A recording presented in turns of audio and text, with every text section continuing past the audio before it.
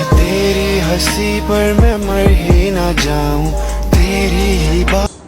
Hello everyone, welcome back to a brand new vlog. So guys, आज का vlog जो है वो होने वाला है बहुत ही ज़्यादा इंटरेस्टिंग, बिकॉज हमें बहुत सी ज़्यादा रिक्वेस्ट आई थी, बहुत से सब्सक्राइबर्स कहे थे कि आप इसके ऊपर रिएक्ट करें, इसके ऊपर रिएक्ट करें. So we said why not. सो आज हम करने लगे हैं रिएक्ट जो भी फाइट हो रही है या ट्रॉल करे एक दूसरे को. That is Dhruv Rathee and Elvish Yadav. So let's see के क्या जो है वो चल रहा है, कैसी ट्रॉलिंग हो रही है.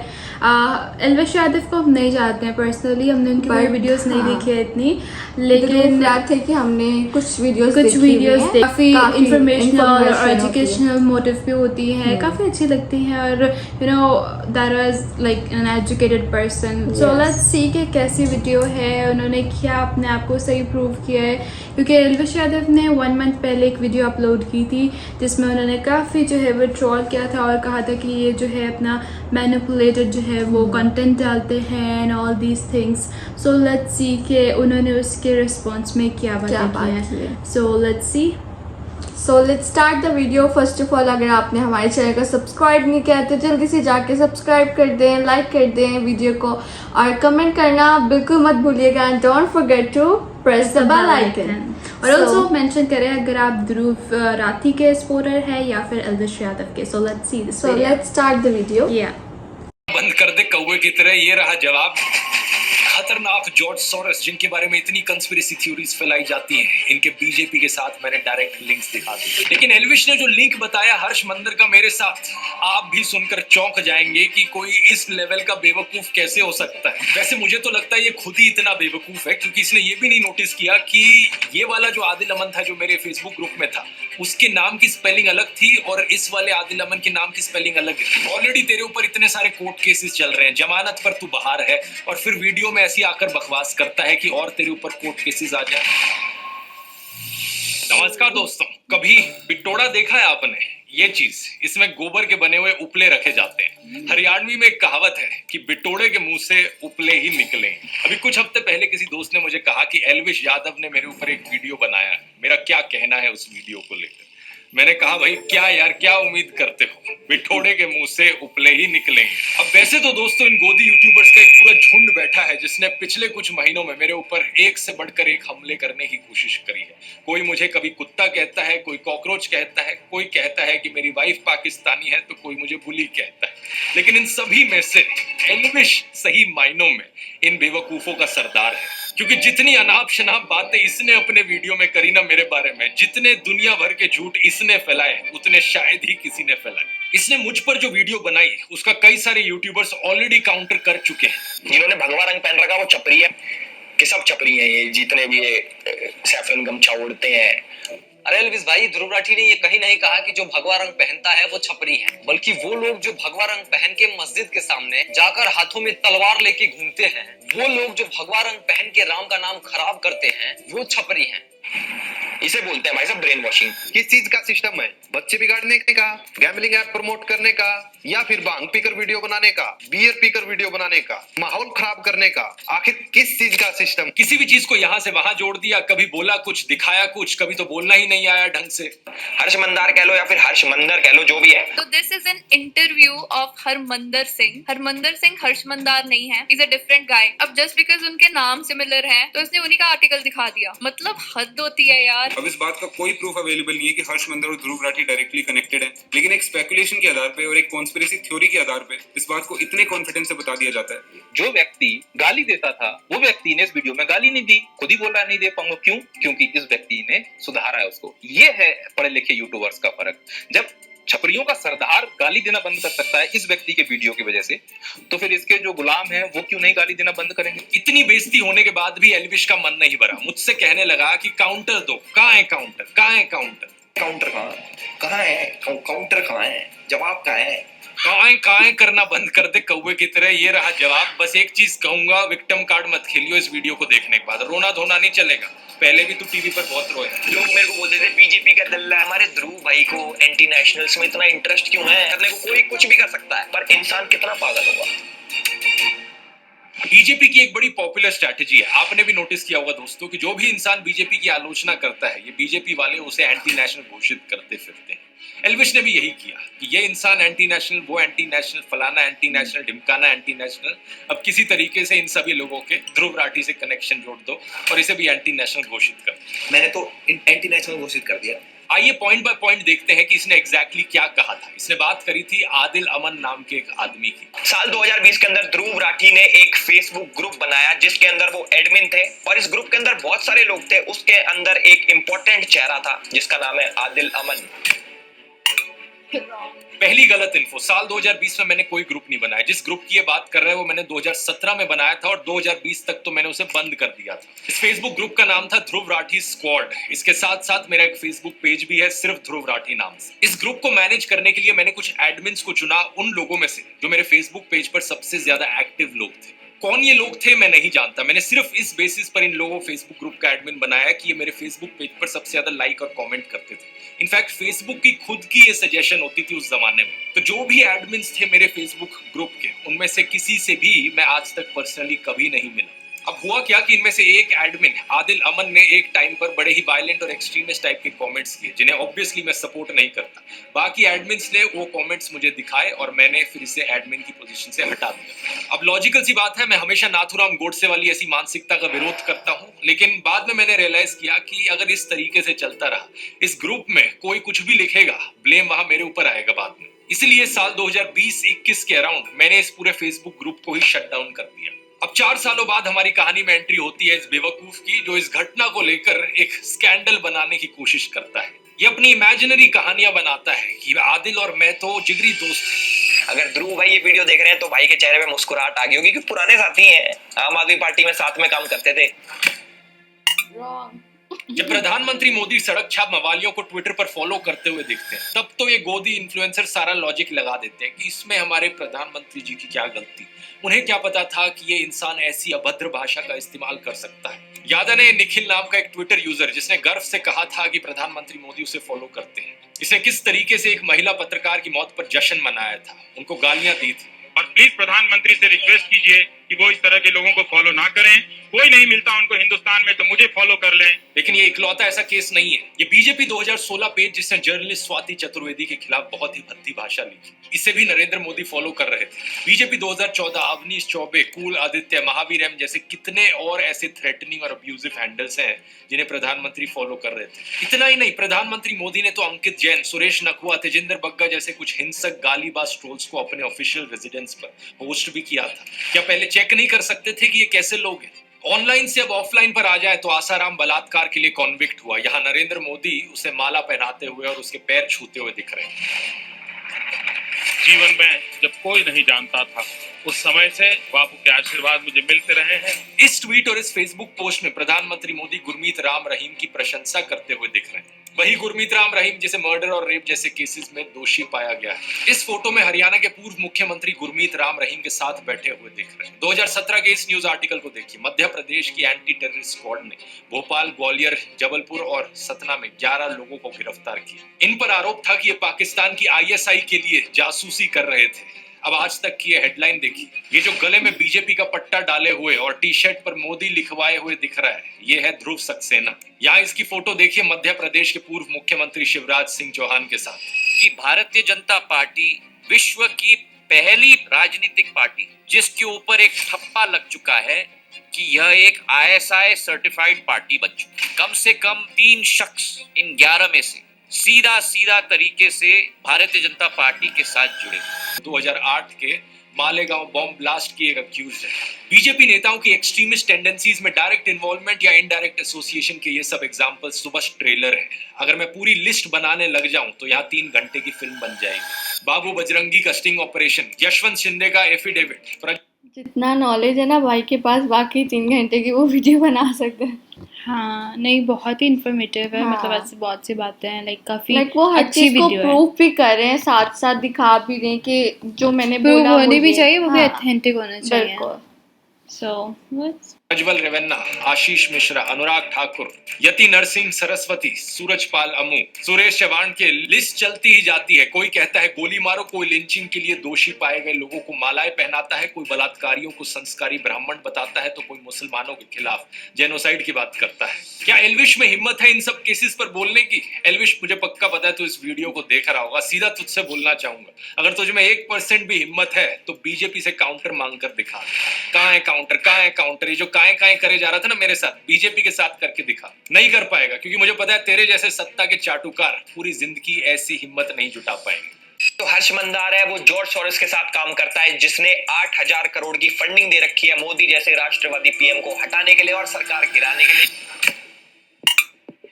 ये जॉर्ज सोरोस वाला प्रोपेगेंडा आपने जरूर व्हाट्सएप यूनिवर्सिटी पर कभी ना कभी देखा होगा। इसमें illuminati, new world order, Pakistan, China, America, वामपंथी, JNU, toolkit gang, Khan market gang, Congress वगैरह इन सब की साथ में बात करी जाती है। एक बिल्कुल खिचड़ी बना दी जाती है इन सब बड़े बड़े वर्ड्स की, और ये खिचड़ी मोदी भक्तों को खिलाई जाती है गुड मॉर्निंग मैसेज के साथ व्हाट्सएप पर। एल्विश अपने वीडियो में बार बार कहता है कि गूगल कर लो, गूगल कर लो। तो आइए गूगल करके देखते हैं कि कौन है ये जॉर्ज सोरोस। जॉर्ज सोरोस एक हंगेरियन अमेरिकन बिलियनियर है, और वे एक investor, hedge fund manager, short seller और फिलैंथ्रोपिस्ट है। बहुत सारे बड़े बड़े शब्द हैं, मैं जानता हूं एल्विश को हजम नहीं हुए होंगे, तो उसने सीधा व्हाट्सएप खोला और देखा कि व्हाट्सएप पर जो लिखा है वो बता देता हूं। 1992 में इन्होंने अपनी शॉर्ट सेलिंग से बैंक ऑफ इंग्लैंड को हिला दिया था, $1 बिलियन का प्रॉफिट कमाया था। 1997 में इन्होंने थाईलैंड और मलेशिया की करेंसीज को शॉर्ट कर दिया था, जिसकी वजह से एक फाइनेंशियल क्राइसिस देखने को मिली थी। उसी साल इन्होंने दी अटलांटिक में एक आर्टिकल लिखा था, जिसमें इन्होंने कहा कि वैसे तो मैंने फाइनेंशियल मार्केट्स में छप्पर फाड़ कमाई की है, लेकिन अब मुझे लगता है कि लेसे फेयर कैपिटलिज्म, यानी जहां कोई रेगुलेशंस ना हो, ऐसा कैपिटलिज्म एक खतरा है ओपन सोसाइटी के लिए। ओपन सोसाइटी का मतलब है एक ऐसी दुनिया जहां डेमोक्रेटिक गवर्नेंस हो, फ्रीडम ऑफ एक्सप्रेशन हो और इंडिविजुअल राइट्स के लिए रिस्पेक्ट की जाए। ऐसी सोसाइटी बनाने के लिए इन्होंने दुनिया के 100 देशों में अपनी ओपन सोसाइटी फाउंडेशन बनाई। इस ओपन सोसाइटी फाउंडेशन ने इंडिया में अपने कदम रखे साल 1999 में, जब अटल बिहारी वाजपेयी हमारे देश के प्रधानमंत्री थे। इनिशियली ये इंडियन इंस्टीट्यूशंस में स्टडी और रिसर्च के लिए स्टूडेंट्स को फेलोशिप्स और स्कॉलरशिप्स देते थे। ये सिर्फ साल 2014 में ही था कि इन्होंने अपना India specific grant making program शुरू किया। इसके तहत इन्होंने अलग अलग सेक्टर्स में काम करने वाली लोकल ऑर्गेनाइजेशंस को सपोर्ट किया, जैसे कि साइको सोशल डिसेबिलिटीज वाले लोगों के लिए community living, public services, rights को स्ट्रेंथन करना, justice system reforms, medicine access. इनके सोशल इंपैक्ट इन्वेस्टमेंट्स ने 2 वेंचर्स को फंड किया है, नियो ग्रोथ और कैपिटल फ्लोट। इन दोनों वेंचर्स ने इंडिया के 40,000 से ज्यादा छोटे बिजनेसेस को $300 मिलियन की अफोर्डेबल फाइनेंसिंग दी है। जैसे कि 2017 का ये न्यूज आर्टिकल देखिए, कैपिटल फ्लोट फाइनेंशियल ईयर 2018 में 5,000 करोड़ के लोन्स डिसबर्स करेगी स्मॉल और माइक्रो बिजनेसेस को। 2022 में कैपिटल फ्लोट का नाम हो गया एक्सियो। थोड़ा और गूगल करोगे तो पता चलेगा कि इस कंपनी के फाउंडर्स कौन है, गौरव हिंदुजा और शशांक ऋष्यश्रिंग, जिन्होंने स्टैनफोर्ड यूनिवर्सिटी से अपनी MBA की है। और गौरव हिंदुजा के बारे में अगर आप गूगल करोगे तो इनका ट्विटर अकाउंट सामने आएगा, जिसमें इनके वेरीफाइड फॉलोअर्स में आप देख सकते हो बीजेपी के नेता कपिल मिश्रा। फिर शशांक का नाम गूगल करो, शशांक की शादी के बारे में ये न्यूज आर्टिकल सामने आएगा। देखिए यहाँ कौन गेस्ट आए थे इस शादी को अटेंड करने। मुकेश अंबानी की मदर कोकिलाबेन अंबानी, बीजेपी नेता लाल कृष्ण आडवाणी और बीजेपी नेता देवेंद्र फडणवीस। तो ये एलिजिडली खतरनाक जॉर्ज सोरोस, जिनके बारे में इतनी कंस्पिरेसी थ्योरीज फैलाई जाती हैं, इनके बीजेपी के साथ मैंने डायरेक्ट लिंक्स दिखा दी। लेकिन व्हाट्सएप पर झूठी खबरें क्या फैलाएंगे ये लोग कि भाई मुझे जॉर्ज सोरोस से फंडिंग आती है।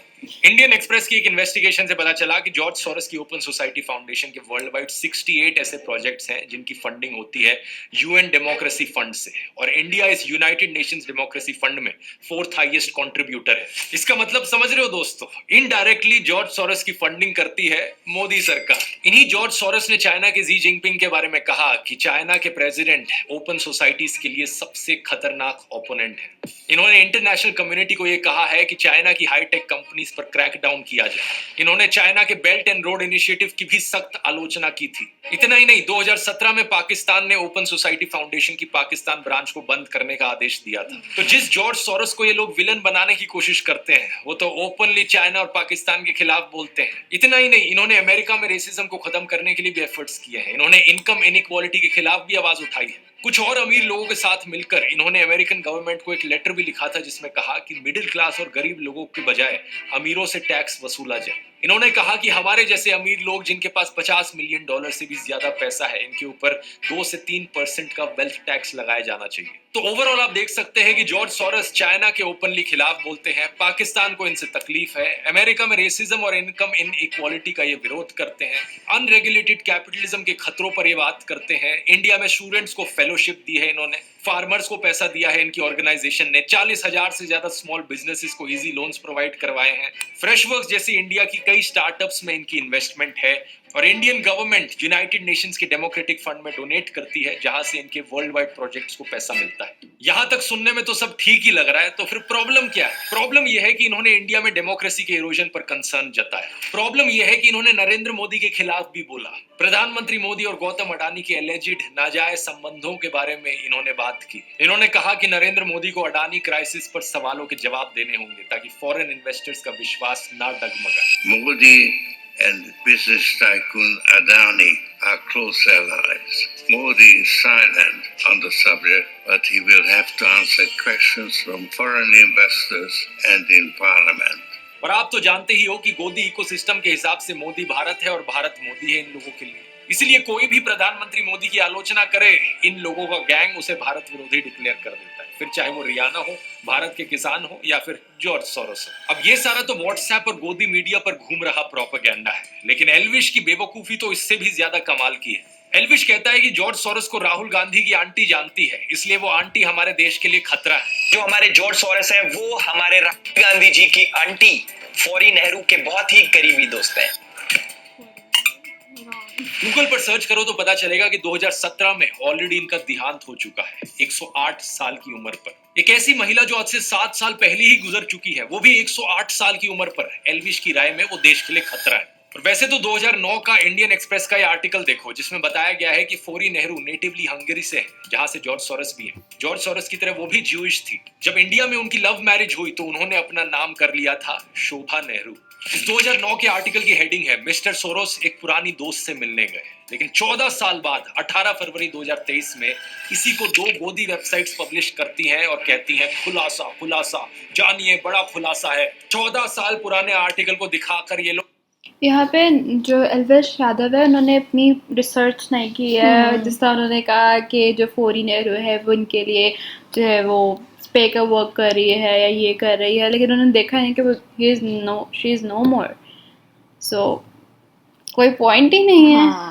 कैसे कह सकता है? सो दैट ध्रुव राठी हर चीज़ को प्रूव कर रहे हैं और वो बता रहे कि उनकी स्टेटमेंट, हर जो भी स्टेटमेंट उनकी वो मतलब उनकी बात में दम है। लाइक हम लोग हाँ, सुन सकते हैं कि that he is saying correct. Exactly.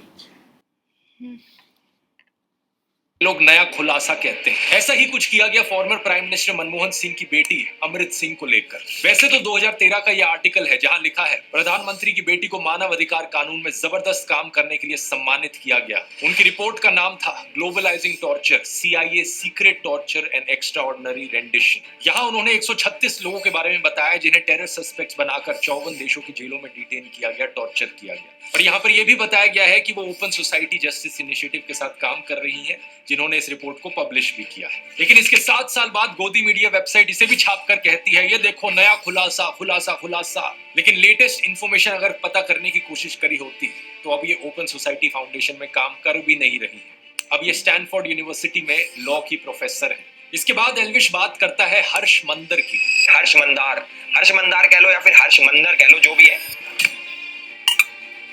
नहीं, पहली बात तो जो भी नहीं होता है, हर्ष मंदर है उनका नाम। कल को तेरे नाम को भी ऐसे करके कोई बोले कि एल्विश कह लो या एल्विश कह लो, जो भी है, ऐसे नहीं होता। दूसरा, आइए गूगल करते हैं कि अब ये कौन है। हर्ष मंदर एक फॉर्मर IAS ऑफिसर हैं जो 6 डिस्ट्रिक्ट्स में डिस्ट्रिक्ट हेड रहे हैं, डिविजनल कमिश्नर रहे हैं, मसूरी की Lal Bahadur Shastri IAS training academy में फैकल्टी रहे हैं और 2002 में इन्होंने गुजरात दंगों के विरोध में वॉलंटरी रिटायरमेंट ली थी। इन्होंने 24 किताबें लिखी हैं। इतनी किताबें एल्विश अपने 7 जन्मों में भी नहीं पढ़ पाए। पिछले 10 सालों में Dainik Bhaskar, Hindustan Times, the Hindu, Indian Express, Scroll, Live Mint, NDTV, Business Standard, Article 14 जैसे अखबारों और न्यूज पोर्टल्स के लिए कॉलम भी लिखे हैं। श्याम बेनेगल की फिल्म समर इनकी लिखी हुई 2 कहानियों पर बेस्ड है। इन्होंने बहुत से कॉलेज यूनिवर्सिटीज में लेक्चर लिए हैं, जैसे कि IIM Ahmedabad, NALSA university of law, MIT, Boston, university of California, institute of development studies. 2010 से 2012 तक ये यूपीए सरकार द्वारा बनाए गए नेशनल एडवाइजरी काउंसिल के मेंबर थे। कई इंपॉर्टेंट बिल्स ड्राफ्ट करने में इनका योगदान रहा है, जैसे कि right to information, right to education, food security bill, child labour abolition. इन्होंने लिंचिंग्स के विरोध में कारवाए मोहब्बत कैंपेन चलाया और इन्हें इनके काम के लिए बहुत सारे अवार्ड्स मिले हैं, जैसे कि M A Thomas National Human Rights award 2002, Christie Harmony award 2012 या क्वाइट मिनेथ अवार्ड 2020। लेकिन इस अनपढ़ बेवकूफ एल्विश के अनुसार ये भी एंटी नेशनल है। आप पूछोगे क्यों? क्योंकि इन्होंने जॉर्ज सोरोस की ओपन सोसाइटी फाउंडेशन के साथ काम किया है। भाई हर्ष मंदार जो कि जॉर्ज सोरोस के लिए काम करता है। Hi, my name is Said. इससे मेरा क्या रिलेशन है? आज तक असलियत में दोस्तों मैं हर्ष मंदर से कभी मिला नहीं, ना मेरी उनसे आज तक कभी बात। इनका नाम मैंने पहली बार एल्विश की वीडियो से ही सुना और जो भी ये इन्फॉर्मेशन मैंने आपको निकाल कर दी, इसका वीडियो देखने के बाद गूगल करके रिसर्च करके आपको दिखाई। लेकिन एल्विश ने जो लिंक बताया हर्ष मंदर का मेरे साथ, आप भी सुनकर चौंक जाएंगे कि कोई इस लेवल का बेवकूफ कैसे हो सकता है। एल्विश ने कहा कि मैंने सीए और मणिपुर पर जो वीडियो बनाया वो मैंने हर्ष मंदर के ट्वीट देखकर बनाया। 4 अगस्त 2023 को हर्ष मंदार ट्वीट करते हैं मणिपुर दंगों के ऊपर और ठीक 2 दिन बाद हमारे ध्रुव भाई की वीडियो आ जाती है। ये ट्वीट और वीडियो की टाइमिंग तो ऐसे दिखा रहा है जैसे कि बहुत बड़ा जासूस बन गया हो, लेकिन यहाँ पर भी इसने गलती करी। 14 दिसंबर 2019 को हर्ष मंदार CAA और NRC के ऊपर एक ट्वीट करता है और ठीक 3 दिन बाद यानी कि 17 दिसंबर 2019 को हमारे ध्रुव भाई as per the tool kit video बनाते हैं। उसके अंदर CAA का जिक्र होता है। असलियत में ये मेरा दूसरा वीडियो था CAA NRC के ऊपर। इससे 5 दिन पहले 12 दिसंबर को मैंने पहला वीडियो अपलोड किया था। टोटल में 3 वीडियोस मैंने बनाए थे। तीनों वीडियोस आज के दिन भी यूट्यूब पर अपलोडेड है। आप जाके इन तीनों में से इनके टाइम स्टैम्प्स देख सकते हो कि कब इन्हें अपलोड किया गया। तो पहली बात तो ये प्रूफ ही गलत है, और अगर ये सच भी होता तो इस तरीके से कनेक्शन दिखाना एक बहुत ही अजीबोगरीब चीज है। देश में कोई भी टॉपिक न्यूज में आता है तो ऑफकोर्स जो टॉप यूट्यूबर्स हैं उस पर वीडियोस बनाएंगे, मैं वीडियो बनाऊंगा उस चीज पर। दिसंबर 2019 में न्यूज चैनल्स पर, सोशल मीडिया पर इसकी बहुत चर्चा चल रही थी तो मैंने वीडियो बनाया। मेरे साथ साथ लाखों लोगों ने इस पर ट्वीट किए, फेसबुक पर पोस्ट किए। सेम चीज मणिपुर के लिए भी कही जा सकती है। जब मणिपुर का इशू चल रहा था तो मैंने उस पर वीडियो बनाया। अब लाखों लोगों के ट्वीट्स में से किसी एक इंसान को पकड़ लेना और कहना कि देखो इस इंसान के ट्वीट के बाद मैंने अपना वीडियो बनाया, भाई क्या लॉजिक है यार ये। और मणिपुर पर वो वीडियो बनाने का ख्याल मुझे इसलिए आया क्योंकि मणिपुर की ट्रैजिक क्लैशेस में उन 2 औरतों की वीडियो ने हर एक इंसान की आत्मा को झकझोर दिया था। हर एक इंसान जिसकी जमीन मरी नहीं हुई थी, जिसकी आत्मा बिकी नहीं हुई थी, उसने इस टॉपिक की बात करी है। स्टूडेंट विंग से कोई भी एफिलिएशन नहीं है, जैसा कि एल्विश ने अपने वीडियो में दावा किया है कि और तेरे ऊपर कोर्ट केसेस आ जाए। एल्विश ने अपने वीडियो में कहा कि कोई भी आर्टिकल फार्टिकल दिखाकर किसी को भी कुछ भी साबित किया जा सकता है। मान लो कैमरामैन है, मुझे इसको गलत साबित करना है, मैं भाई कर दूंगा कैसे न कैसे करके आर्टिकल पार्टिकल दिखा के। और यही चीज एग्जैक्टली एल्विश ने अपने वीडियो में करी। मैं पूछना चाहूंगा जरा अपनी ऑडियंस को बता दे, ये सब जो तूने किया सिर्फ व्यूज और पैसे के लिए किया या फिर ऊपर से कोई पे भी कर रहा था तुझे? हर्ष मंदर की बात करते हुए इसने एक आर्टिकल दिखाया, एक लाइन को अंडरलाइन कर दिया कि मेरे माता पिता तांजानिया में ब्रिटिश पुलिस के लिए काम करते थे। अब इस आर्टिकल को देखो, यहाँ तो मंदर की बजाय सिंह लिखा है। इस आर्टिकल की ये लाइन को मैंने गूगल पर सर्च किया डबल कोट्स के साथ, तो ये वाला आर्टिकल सामने आया। ये एक इंटरव्यू था कैप्टन हरमंदर सिंह के साथ, जो कि एक बहादुर ऑफिसर थे। इनका जन्म साल 1926 तांजानिया में हुआ था और जब वो सिर्फ 33 साल के थे, यानी कि 1959 में चाइना ने तिब्बत पर अटैक कर दिया था। उस समय कैप्टन हरमंदर सिंह ने दलाई लामा को बचाकर भारत लाने में एक अहम भूमिका निभाई थी। पद्म अवार्ड्स की सरकारी वेबसाइट पर हम देख सकते हैं कि इन्हें 1960 में पद्म श्री से सम्मानित किया गया। अबे एल्विश, और कुछ नहीं तो कम से कम ऐसे बहादुर ऑफिसर का तो सम्मान कर लेता। माना कि तू अनपढ़ टाइप का है, लेकिन क्या इतना भी पढ़ना नहीं आता कि हर्ष मंदर और हरमंदर सिंह में डिफरेंशिएट कर सके? और वैसे मैं आपको बता दूं दोस्तों, हर्ष मंदर इन्हीं कैप्टन हरमंदर सिंह के बेटे हैं। यहाँ पर अगर हर्ष मंदर भी चाहे तो वो भी सीधा सीधा एल्विश के ऊपर डिफेमेशन का केस कर सकते हैं। इतना ही नहीं, former prime minister Manmohan Singh ji की बेटी अमृत सिंह के खिलाफ जो तूने झूठ फैलाया है वो भी केस कर सकती हैं तेरे ऊपर। और तो और मैं भी केस कर सकता हूं तेरे ऊपर डिफेमेशन का। मेरे लॉयर ने कहा कि जो भी तूने बकवास करी है इस वीडियो में वो सीधे तौर पर क्रिमिनल डिफेमेशन का केस बनता है। अगर ये सारे और केसेस कल को तेरे ऊपर हो गए तो फिर विक्टिम कार्ड मत खेलियो। मैंने पहले ही वार्न किया था इस वीडियो में। जितने फालतू के फर्जी लिंक्स एल्विश ने मेरे बनाने की कोशिश करी और लोगों के साथ, उससे सीधा कनेक्शन मैं इसका बना सकता हूँ। एल्विश ने अपने एक वीडियो में अखिलेश यादव को सपोर्ट दिखाया था। वैसे हम तो भाई अखिलेश के सपोर्टर है भाई। यादव बिरादरी जिंदाबाद कर रखी है हमने पूरे यूपी में, तो भाई बताओ कि क्यों ना करें हम अखिलेश को सपोर्ट। अखिलेश यादव के अलायंस पार्टनर कौन है? राहुल गांधी। तो अगर ये राहुल गांधी को देशद्रोही ठहरा रहा था वहां पर अपने वीडियो में, तो ये खुद भी देशद्रोही हुआ। और दूसरी तरफ बीजेपी से भी तेरे इतने ही लिंक्स हैं, इतने सारे पॉलिटिशियंस के साथ जाकर तूने फोटो खिंचाई है, शो ऑफ किया है, अपना सपोर्ट जताने की कोशिश करी है। तो चाहे इस तरफ से हो चाहे उस तरफ से, तेरे भी फालतू के कैसे कनेक्शंस बनाए जा सकते हैं और तुझे भी एंटी नेशनल घोषित किया जा सकता है। मैंने तो एंटी नेशनल घोषित कर दिया, अब देखो एनआईए ने पकड़ लिया। एल्विश तेरे जितने भी झूठ पकड़े हैं मैंने अभी तक सिर्फ 5-6 मिनट के वीडियो के सेक्शन में पकड़े हैं, अभी तो और झूठ पकड़ने बाकी है। पकड़ लिया। तूने और बहुत सारे आरोप लगाए थे मेरे ऊपर कि कैसे मैंने अपने व्हाट्सएप चैनल पर झूठी जानकारी फैलाई, टेलीग्राम पर पोर्नोग्राफिक कंटेंट शेयर किया, क्या क्या बकवास तू इमेजिन करता है। कभी तूने कहा कि मैं कोई फर्जी कॉइन प्रमोट करता हूं, कभी तूने कहा कि मेरा आम आदमी पार्टी के साथ लिंक है। जो तूने गंदगी फैलाई है इसको साफ करने में एक और वीडियो लगेगा। आगे के एक वीडियो में दोस्तों बाकी सारे आरोपों को भी डिटेल में समझेंगे और इस एल्विश यादव की असली पर्सनैलिटी को भी पकड़ेंगे। इतने एल्विश थोड़ा इंट्रोस्पेक्ट कर, अंकल आंटी से जाकर बात कर, उन्हें वीडियो दिखा, उन्हें भी बता कि कितने और कोर्ट केसेस अब तेरे ऊपर किए जा सकते हैं। और हाँ, विक्टिम कार्ड मत खेलना, मुझे नहीं चाहिए कि तू दोबारा से जाकर किसी न्यूज चैनल पर रोना धोना कर। So guys, we have seen that कि क्या हुआ, मतलब लाइक जो एल्विश यादव है उन्होंने काफ़ी